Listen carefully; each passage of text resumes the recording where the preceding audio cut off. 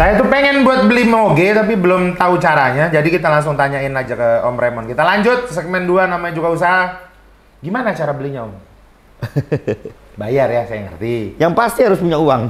Pasti, saya mengerti. Cuman kan punya uang pun belum tentu bisa beli nggak sih? Tapi kalau sekarang kayaknya lebih mudah ya.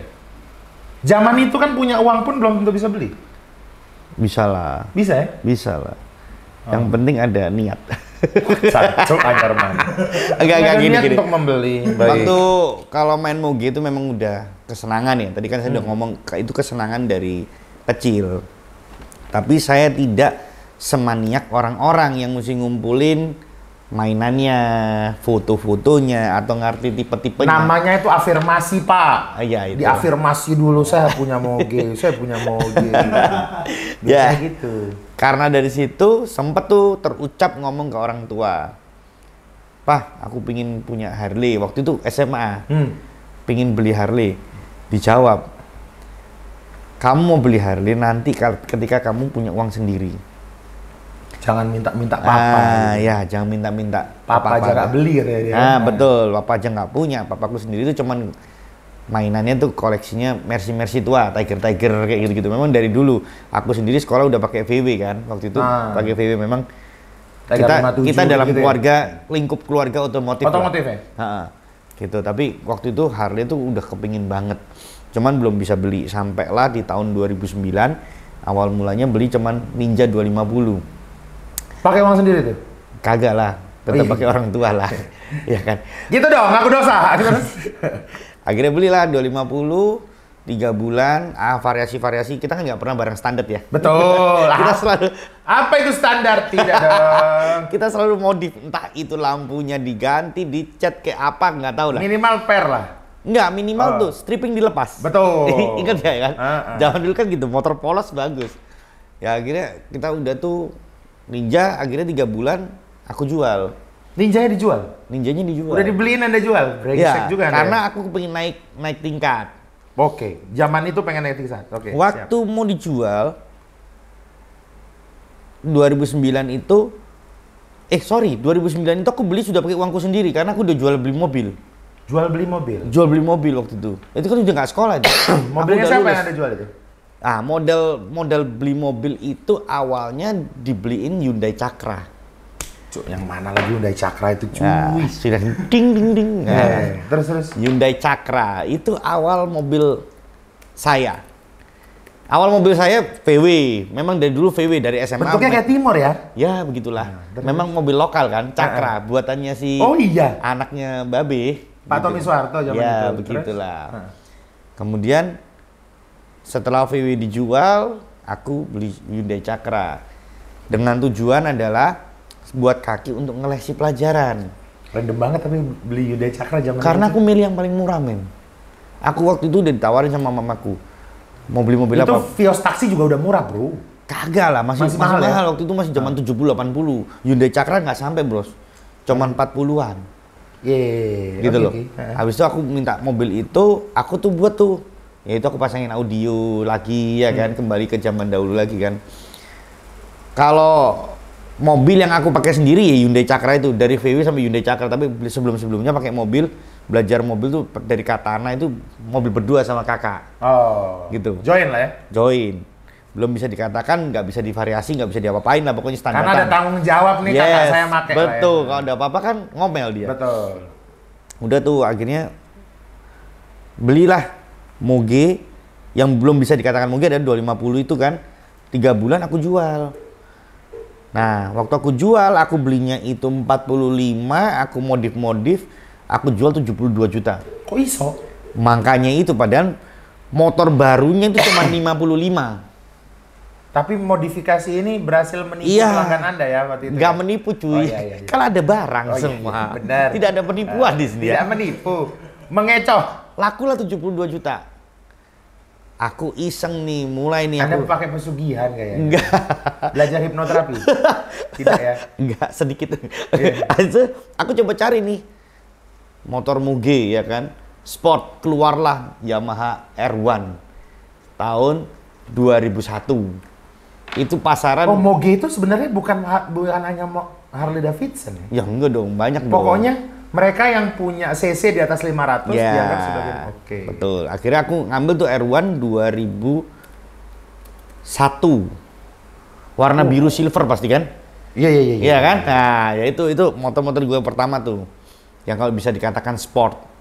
Ini motor ini ya apa Grand Prix gitu-gitu ya. Ya, demikian lah. Terus. Kemudian tuh ngambil dengan harga 64,5.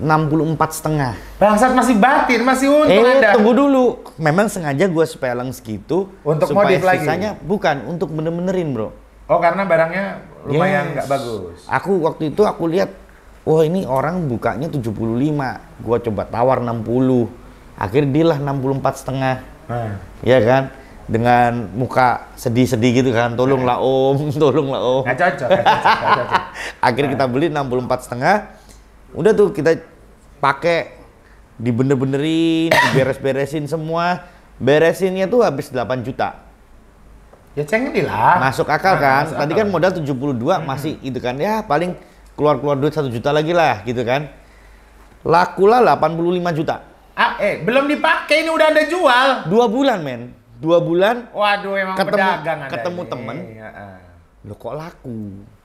Tak tumbah sih Gimon, 85 juta. Aku waktu itu buka 91 men.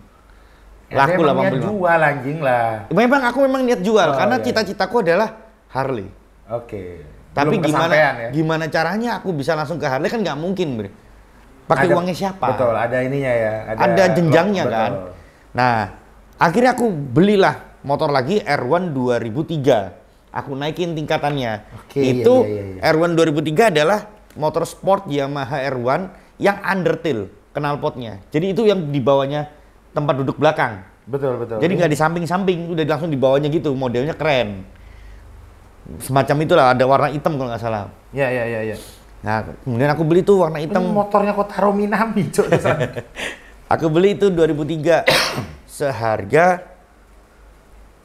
88 juta. Aku nambahin. Mahal-mahal ya rupanya.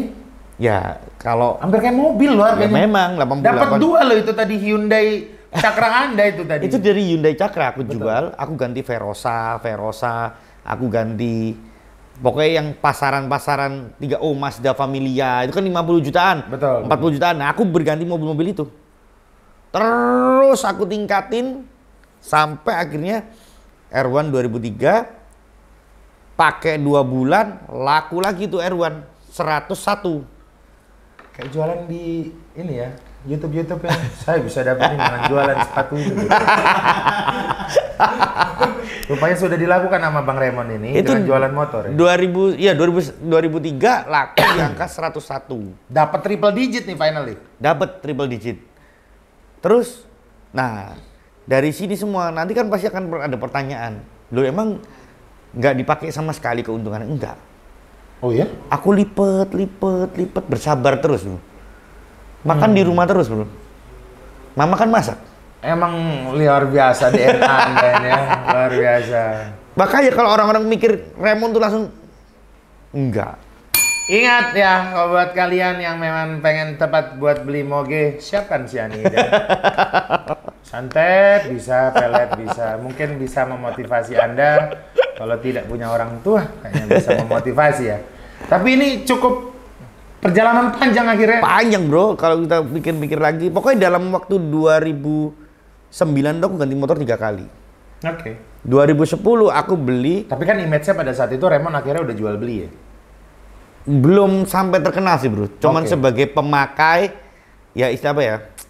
Ya, kolektor sambil ngedol gitu kan. Oh iya, kolekdol waktu itu. Lagi nih. Kolekdol. Saya kolek sampai saya dol ini barang. Sampai 2010 pakai motor sport lagi sekali. Udah tuh. Sampai motor sport yang terakhir itu Kagiva Raptor. Kagiva Raptor 600 gitu? Kagiva Raptor 1000 cc. 1100 kalau nggak salah. Kagiva Raptor. Oh, modelnya udah kayak naked bike, kayak Ducati begitu lah. Betul, modelnya udah kayak semacam seperti itu. Udah itu terakhir. Royal Enfield gitu lah ya. Aku ngambil 105. Aku cuman bersih-bersihin salon, lakulah di angka 128 juta. Gua buka 135. Coba bisa diajari ke teman-teman ini, bagaimana trik-trik Anda buat menjual barang itu yang tadinya... itu momennya kan tepat. Kita main motor, yang lain pada mau keracunan kan. Karena memang barangnya susah dapatnya juga ya? Ya, demikian lah. Jadi kita tuh hunting, bro.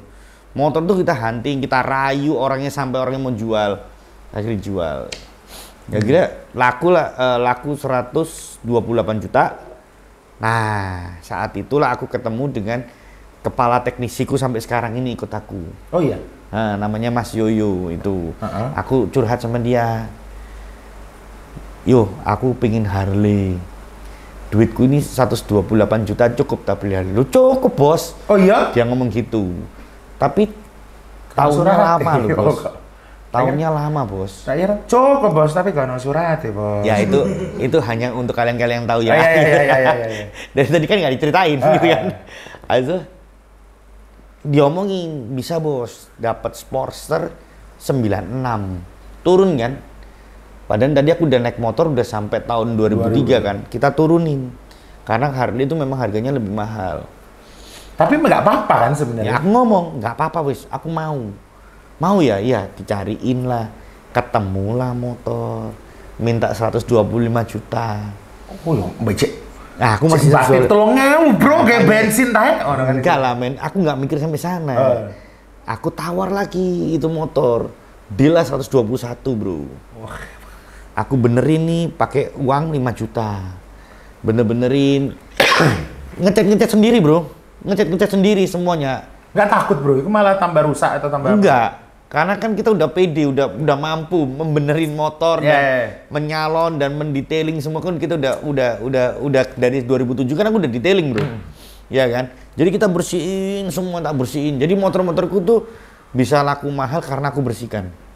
Simple ya, cuma dibersihin doang ya? Pokoknya motor itu bersih, kering semua mesinnya, tidak ada oli bocor, dipakai enak, ketika dipakai keren.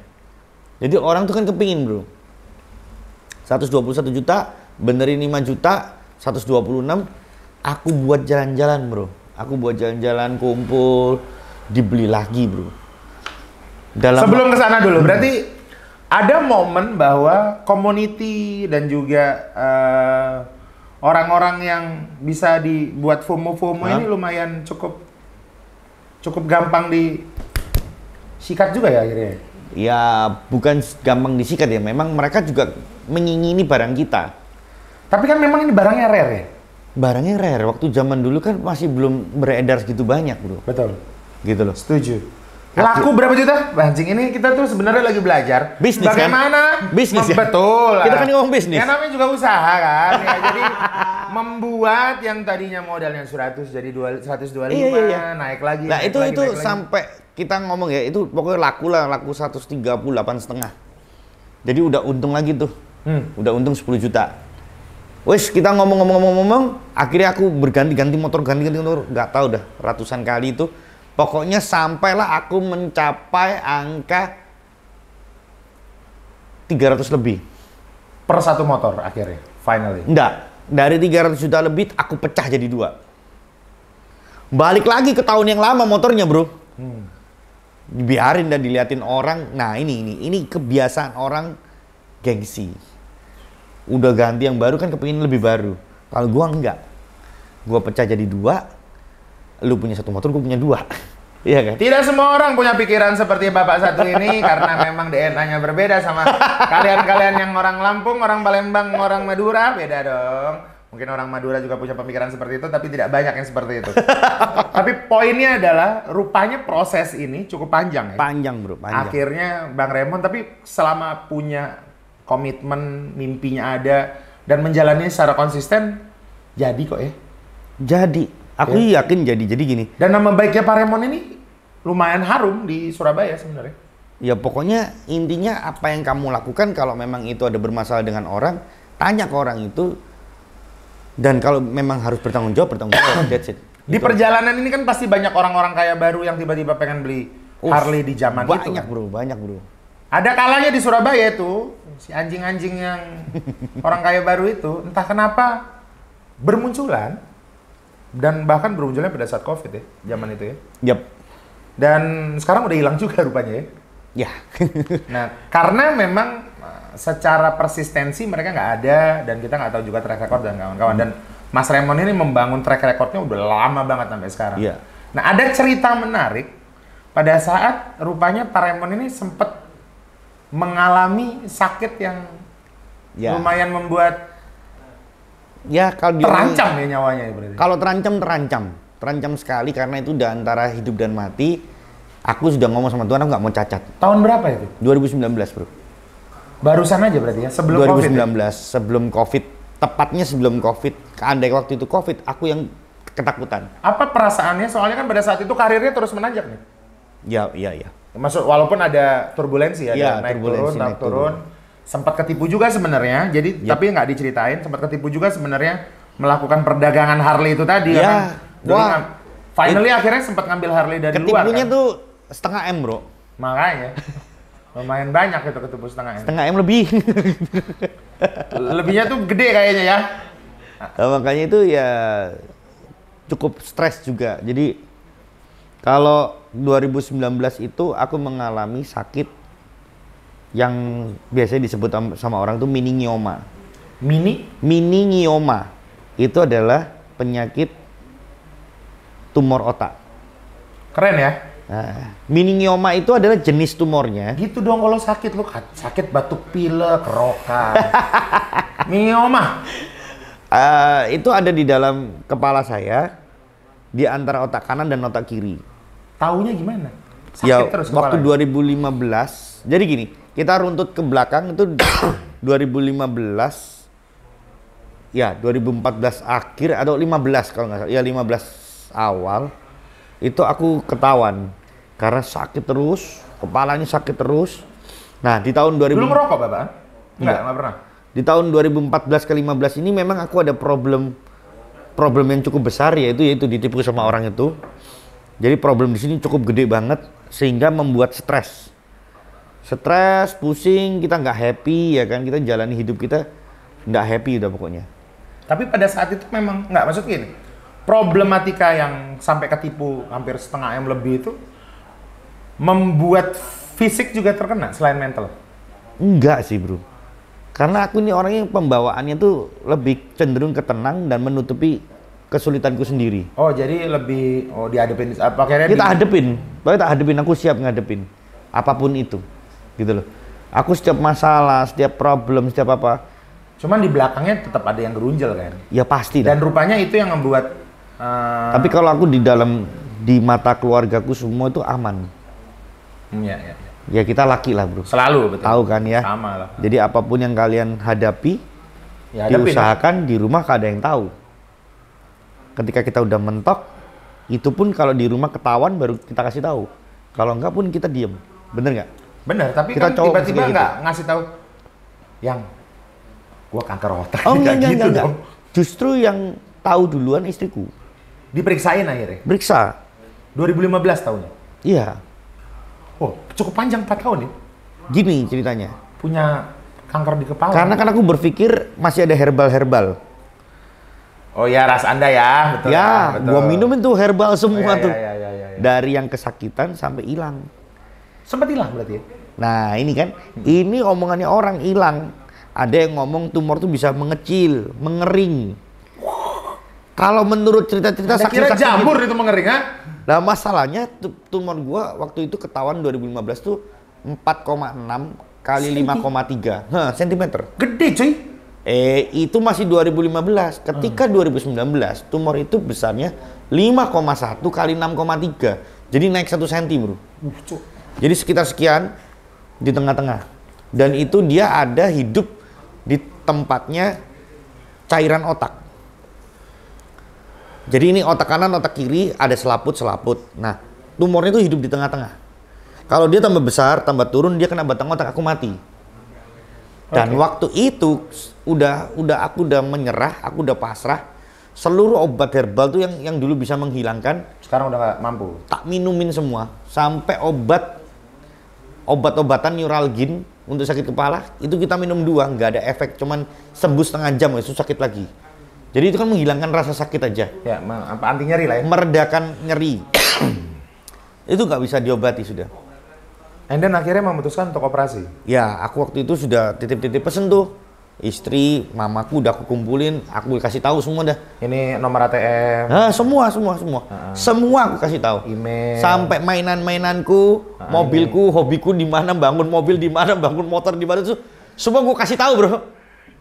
Padahal itu dari kemarin nggak ada. Di saat pengakuan dosa terus? Wah, sangat-sangat pengakuan dosa. Banyak juga set lu anjing. Yang sana pada nangis-nangis kan, ya kan? Aku udah ngomong jangan nangis dulu, biar aku jelasin. Kalau kamu nangis-nangis tambah nggak jelas. Tak tulisin di kertas nomor rekening semua, pinnya berapa nih, semua bro. Udah aku serahin. Gue pernah lagi di momen itu. Bener. Wah. Itu kemarin waktu gue demam berdarah tuh yang 15 hari gue masuk ICU. Momen gue masuk ICU, malamnya gue sorenya gue masuk ICU, paginya gue nulis email, nomor rekening. Beneran. Sekarang kita sama paspor.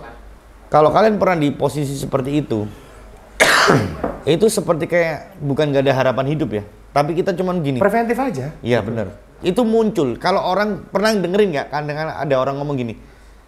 Pas dia mau meninggal tuh dia udah pesan-pesan. Betul. Ingat nggak?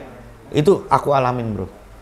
Tapi katanya kalau yang pesan-pesan gitu malah nggak jadi mati pak. Bukan gitu bro. Dari dalam hati ini ada omongan. Makanya kan kayak siapa ya kejadian kapan dari ada yang meninggal terus dia tuh sebelumnya tuh ngomong apa gitu loh. Ya kan titip-titip ya. Wah dia ngomong titip-titip gitu kan. Ini nggak gue clear kan waktu itu kita jelas kan. Clear kan semua itu.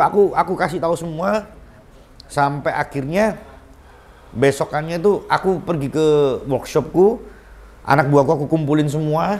Tak kasih tahu semua. Anda masih sempat pergi ke workshop? Aku ke workshop terus bro. Tak kasih tahu semua. Besok aku mau rest. Mau istirahat dulu 2 mingguan paling aku begitu. Beneran bro. Operasi akhirnya. Besokannya itu gua masih bawa mobil gua pergi ke Good. Tahu kan Good? Yeah. Dyno test mobil. Biar happy bro. Dyno test kalau hasilnya jelek tidak jadi happy dong. Nggak gitu bro. Ini lebih parah lagi. Dyno test kan mobil udah kita bawa nih. Mobil apa galat ini apa? Lancer kuning Evo, itu. Evo kuning itu. Udah bawa ke sana cepluk gitu, udah taruh sana kan. Waktu aku turun, tangan kiri, muka kiri ini, leher kiri sama kaki kiri kebas. Wah, kayak Prabowo dong. Ini nggak bisa nggak bisa digerakin bro.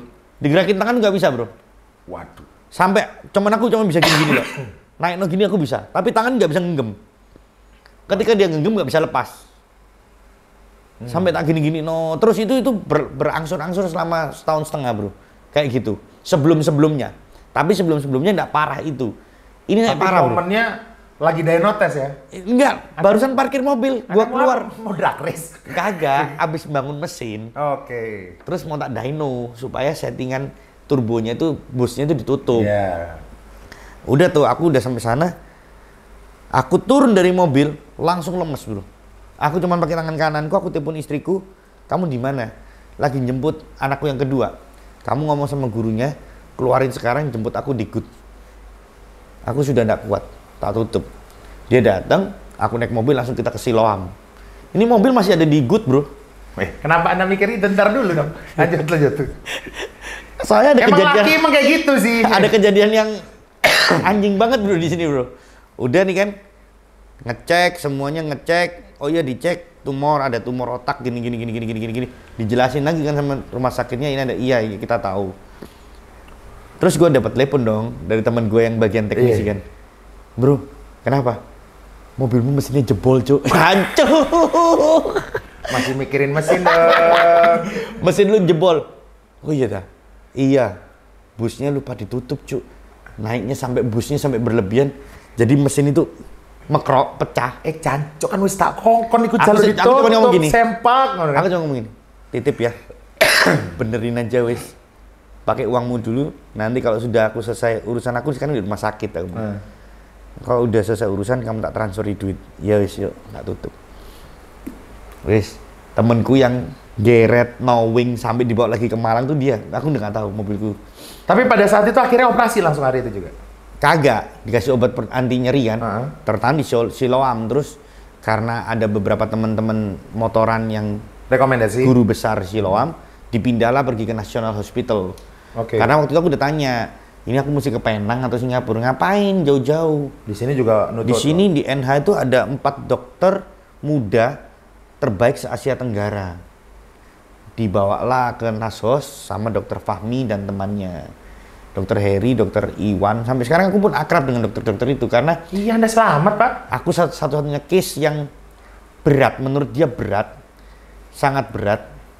6 cm, bro. Gede bro. Jadi akhirnya pokoknya singkat cerita masuk di NH, dioperasi lah selama 12 jam. Gila. Dari setengah 2 siang sampai selesai jam 1 malam bro. Jam 1.15 aku siuman. Karena dokter semua ngomong gak pernah ada pasien yang siuman. Pasti besok pagi kalau enggak koma. Sempat ngerasain apa di situ? Cuman gelap aja sih bro. Sebenarnya ya. Jadi nggak sempat ke sana lah ya. Sebelum operasi itu aku udah merasakan bro. Ya namanya aku kan agamaku Kristen ya bro. Waktu jam 12 siang mau masuk ruang operasi, jam 4 pagi itu kan diseko. Kalau di rumah sakit kan diseko jam 4 pagi, dingin gitu kan. Diseko. Setelah diseko setengah 5, aku masih nonton TV tuh. Jam 5 aku ketiduran. Aku inget kenapa? Karena TV ku di atasnya jam. Jadi aku inget bener tuh jamnya jam berapa. Jam 5 tuh aku ketiduran bro. Aku cuman mimpi aku ada di atas bukit. Tinggi banget. Ini kalau diomongin nggak mungkin, tapi gue masih inget sampai sekarang bro. Di atas bukit, tinggi banget. Rumputnya hijau. Gue di atas pojokan sendiri. Gue duduk di situ. Anda habis nonton Teletubbies. Anjir. Ada bukit. Terus ada kayak sinar terang bro, kayak matahari bro. Bener bro itu bro. Iya makanya kayaknya ada. Tapi gak ada dipsi. Gak ada dipsi. 12 jam finally bangun. Kagak. Tiba-tiba itu mimpi cuman sebentar bro. Cuman ada yang ngomong belum waktunya. Ngomong begitu doang. Serius? Sumpah bro. Gua nggak bisa ngelihat, itu sinar terang banget. Belum waktunya, terus gue bangun. Karena apa? Ada yang buka jendela di samping gua. Itu terang banget pagi kan. Susternya buka jendela. Aku bangun tuh udah jam 6:30 men. Padahal aku cuman tutup mata sebentar bro. Emang gitu katanya kan? Nah, so aku bangun. Yaudah aku mempersiapkan diri, aku doa segala macam. Pokoknya aku udah ngomong sama Tuhan, kalau aku nggak mau aku sakit. Aku nggak mau aku sakit. Setelah operasi aku nggak mau ada kesakitan apapun di dalam tubuhku. Nggak mau cacat lah ya. Terus aku nggak mau aku separuh lumpuh. Aku nggak mau. Aku jadi presiden. Jangan cuy. Nggak mau cacat, gue nggak mau apa-apa gue. Kalau mau hidup, kalau enggak ambil aku. Aku udah ngomong, ambil, aku udah siap. Saking siapnya, sampai jam 11:30 siang pun dicek sama suster, sama dokter dicek. Aman. Tensi gua itu normal terus bro. Nggak pernah deg-degan, ketakutan, nggak pernah. Sampai ruang operasi gua lihat lampu yang di atas tuh kayak film-film. Sampai dokter ada 9-12 orang. Gue itu dicek, dokternya sampai nggak percaya, dicek sini normal, dicek sini normal, sampai pembuluh darah terbesar di kaki kan pembuluh darah terbesar kan, sama di selangkangan sini normal, aman lah ya, aman semua. Terus aku ya tolak gitu, pokoknya wis pasrah udah. Kan dibius habis itu. Iya, waktu gue lihat lagi, ya udah masukin biusnya, itu aku masih denger, masukkan sekarang, dimasukkan. Terus aku ngeliat jam itu, kok jadi lambat ya dok, aku masih hilang. Gue bangun itu jam setengah dua malam. Bangun gitu? Bangun bro. Jam 1.15 itu bangun. Yang nggak play-nya. Yang Anda pikirkan adalah Dynotest tidak berhasil kan, itu pasti anjing lah. Mesin gua nih di mana nih? Ya? Kadang emang plot twist ya, emang itu laki-laki. udah diranjang gitu bro. Kita bangun, aku melek gini, ada dokter sama mamaku di sini. Nah, ada satu temanku tuh fitness bro, badannya gede, tinggi banget, pakai baju hitam bro, di pojokan gini bro. Aku udah pikir kayak gitu bro, jadi kan ditanyain dokternya. Bangsat, itu ada The Crow lagi di ujung. Sumpah, gede temanku. Aku kan ditanyain, Pak Remon, ya aku noleh ke kiri kan. Wah ini sudah siuman bu, aku masih denger. Bisa gerakan tangan kiri, jari saja, tak gerak gini. Oke aman. Jari tangan, kanan, kaki semua. Oh ya, coba toleh kanan situ siapa? Mama saya, oh ya. Pas aku noleh gini, gede bro, di pojokan ranjang. Gua pikir gua mati bro. Gua pikir gua dijemput bos. Jancuy, Allah malaikat maut. Sampai aku gini, aku merem lagi aku. Sumpah gua takut bro. Itu pokoknya udah singkat cerita akhirnya sembuh, keluar dari rumah sakit 1 minggu periksa, 2 minggu gua nyetir mobil pergi singgah sana, nyetir sendiri 1 bulan gua touring bro ke Purwokerto naik motor Harley. Bangsat. Dan ini semua udah sembuh total. Dan yang sesuai dengan doa gua kan, sampai detik ini gua nggak pernah ngerasain sakitnya jahitan satu kecil pun nggak pernah. Sampai sekarang ini bro. That's a miracle anyway. Ya. Itu udah pasti miracle banget sih, nggak masuk akal lah. Dan rupanya bisnisnya Ray Big Bike abis itu semakin pesat Iya. Begitulah ceritanya. Itu cerita yang sebenarnya nggak banyak diceritain oleh Om Raymond, tapi diceritain di nggak pernah ada yang tahu rasanya. Nggak banyak yang tahu karena kalau aku berteman sama Doi sempet ceritanya tahu. Cuman buat temen-temen memang secara bisnis perjuangan itu lumayan panjang dan harapannya teman-teman bisa belajar dari podcast ini sehingga kedepannya bisnis itu emang nggak sebercanda itu kan. Ya, akhirnya. Betul. Ya kita mesti tekun, itu yang paling penting. Ya namanya juga usaha Pak. Yes. Begitulah. Buat kalian yang pengen akhirnya punya mobil atau punya moge atau pengen beli moge, langsung aja ke Race Big Bike. Siapa tahu nanti bisa dilayani oleh Om Raymond. Dan di sini kita pengen ngasih pembelajaran buat teman-teman bahwa ya perlu konsistensi, perlu komitmen, perlu mimpi yang gede dan butuh trik. Tapi yang paling penting kalau dari momen saat ini adalah perlu DNA. Cina yang sangat tinggi sekali. Jangan lupa like, subscribe, dan komen di sini sepedes-pedesnya. Dan ciao, sampai ketemu lagi di Namanya Juga Usaha selanjutnya. Thank you.